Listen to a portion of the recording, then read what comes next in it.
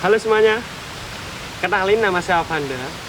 Di sini saya akan melakukan suatu agenda. Jadi agenda ini saya akan menjelaskan suatu tempat. Jadi sebenarnya video ini tuh digunakan untuk melengkapi tugas saya, tugas kuliah saya yaitu matkul sejarah maritim. Namun saya rasa nanggung ya jika hanya dibuat untuk tugas. Maka dari itu saya berpikir bahwa lebih baik video ini tuh dibuat menjadi yang lebih menarik. Jadi tempat yang akan saya kunjungi adalah Sungai Kalikuning. Sungai Kalikuning ini adalah merupakan sungai salah satu yang terbesar di Jogja dan hulunya tuh langsung dari Gunung Merapi. Fun fact ya, jadi Sungai Kalikuning itu pernah digunakan untuk syuting KKN Desa Penari, yaitu nama tempatnya adalah Plunyon. Namun sayang sekali saya tidak akan ke sana. Saya ke hulu yang lebih selatan karena kondisi sudah sore dan juga saya rasa kejauhan jika saya membuat video di sana. Namun nggak apa-apa, ini akan tetap menjadi yang lebih menarik. Mungkin langsung saja ke tempatnya ya. Let's go!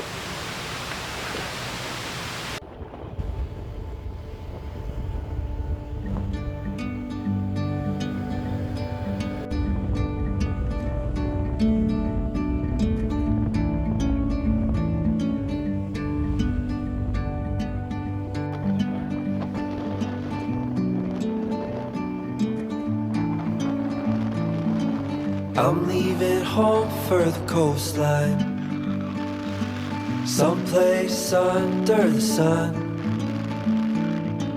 I feel my heart for the first time, 'cause now I'm moving on, yeah, I'm moving on.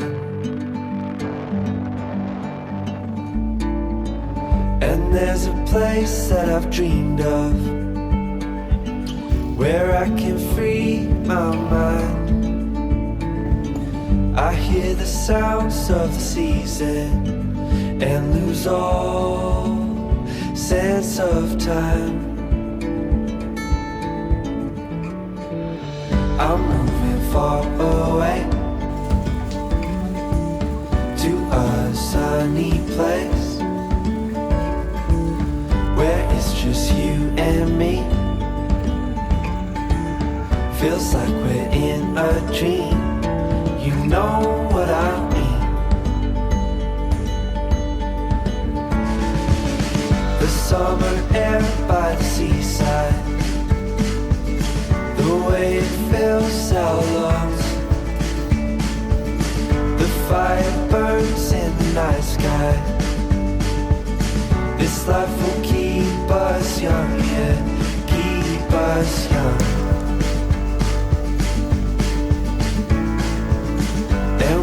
Sleep by the ocean, our hearts will move with the tide,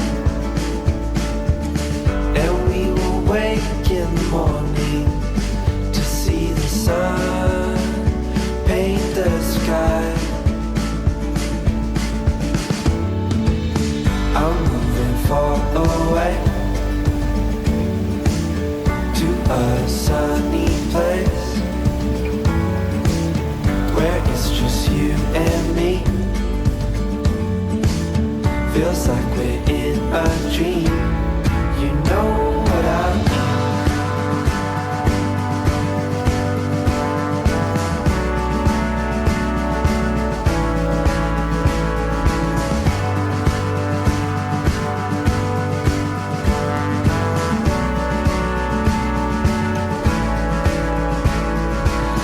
I'm moving far away to a sunny place. Halo semuanya. Ya, jadi kali ini saya sudah berada di Kalikuning. Jadi Kalikuning ini beralamat di Ngipik Sari, Hargobinangun, Kecamatan Pakem, Provinsi Jakarta. Jadi Kalikuning ini merupakan sebuah sungai yang hulunya tuh langsung dari Gunung Merapi. Jadi ketika Merapi erupsi, otomatis sungai ini tuh menjadi lintasan lahar dingin. Makanya kita bisa lihat di belakang sini sungai ini tuh sebenarnya besar, tapi cuman arusnya aja yang kelihatan kecil. Tapi ketika hujannya besar, sungai ini tuh sangat meluap. Jadi ya ini karena memang cuacanya nggak terlalu hujan lebat, jadi ya sungainya harusnya dikit. Nah, jadi pada pembahasan kedua ini kita akan membahas tentang mengapa sih kok Kali Kuning ini tuh menjadi tempat wisata, tempat berbagai wisata. Nah, maka kita lihat sekitar ya, bahwa Kali Kuning ini itu memiliki pemandangan yang sangat indah.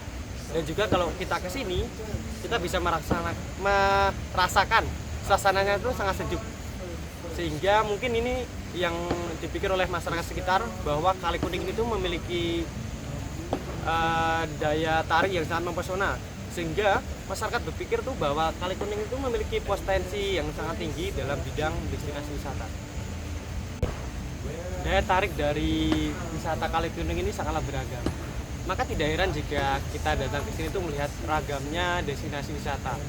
Seperti contohnya outbound. Jadi di sini tuh ada outbound yang digunakan untuk mungkin kegiatan sekolah atau kegiatan kampus.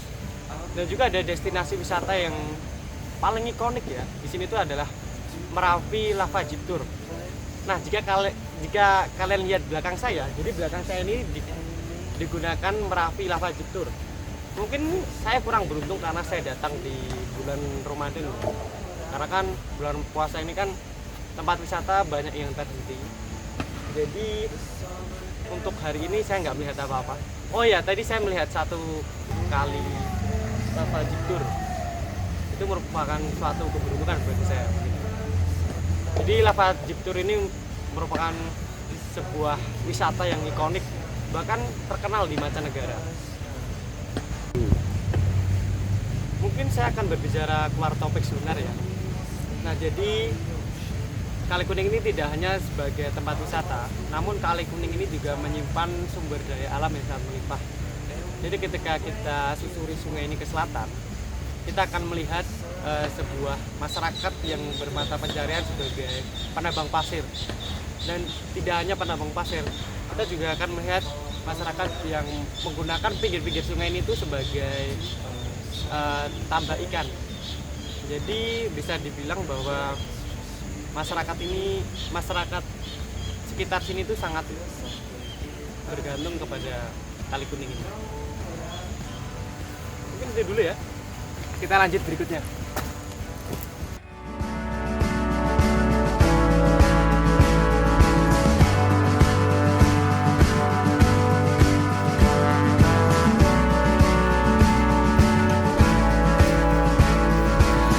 I'm moving far away to a sunny place where it's just you and me.